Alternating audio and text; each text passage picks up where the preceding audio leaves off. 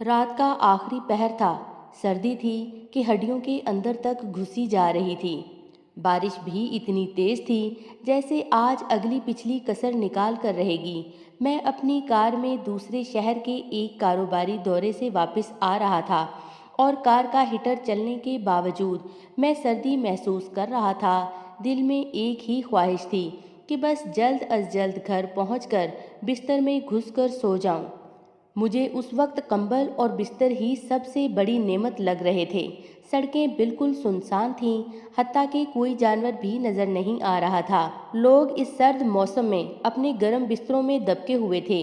जैसे ही मैंने कार अपनी गली में मोड़ी तो मुझे कार की रोशनी में भीगती बारिश में एक साया नजर आया।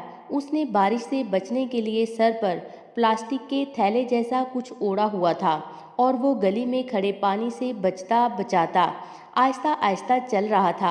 मुझे शदीद हैरानी हुई कि इस मौसम में भी कोई शख्स इस वक्त बाहर निकल सकता है, और मुझे उस पर तरस आया कि पता नहीं किस मजबूरी ने इसे इस पहर इस तूफ़ानी बारिश में बाहर निकलने पर मजबूर किया। मैंने गाड़ी उसके करीब जाकर रोकी और शीशा नीचे करके उससे पूछा, भाई साहब, आप कहाँ जा रहे हैं? आइए मैं आपको छोड़ देता हूँ।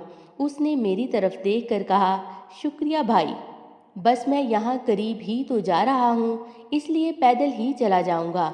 मैंने तजस्सुस भरे लहजे में पूछा, इस वक्त आप कहाँ जा रहे हैं? उसने बड़ी मतानत से जवाब दिया, मस्जिद। मैंने हैरानी से पूछा, इस वक्त मस्जिद में क्या करने जा रहे हैं? उसने कहा, मैं उस मस्जिद का मौज़न हूँ और फजर की अजान देने के लिए मस्जिद में जा रहा हूँ। ये कहकर वो अपने रास्ते पर चल पड़ा और मुझे एक नई सोच में गुम कर गया। क्या आज तक हमने कभी सोचा है कि सख्त सर्दी की रात में तूफान हो या बारिश, कौन है जो अपने वक्त पर अल्लाह के बुलावे की सदा बुलंद करता है? कौन है जो हमें बताता है कि नमाज नींद से बेहतर है? कौन है जो ये ऐलान करता है कि आओ नमाज की तरफ, आओ कामयाबी की तरफ? और उसे इस कामयाबी का कितना यकीन है कि उसे इस फ़र्ज़ के अदा करने से ना तो सर्दी रोक सकती है और ना बारिश। जब सारी दुनिया अपने गर्म बिस्तरों में नींद के मज़े ले रही होती है, वो अपने फ़र्ज़ को अदा करने के लिए उठ जाता है।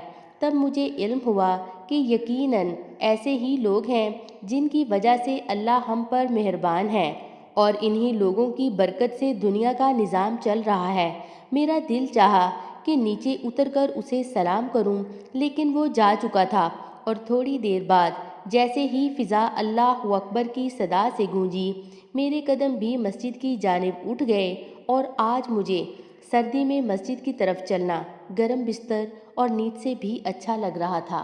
रह गई रस्में अज़ां रूहे बिलाली ना रही, फ़लसफ़ा रह गया, तलकीने गज़ाली न रही।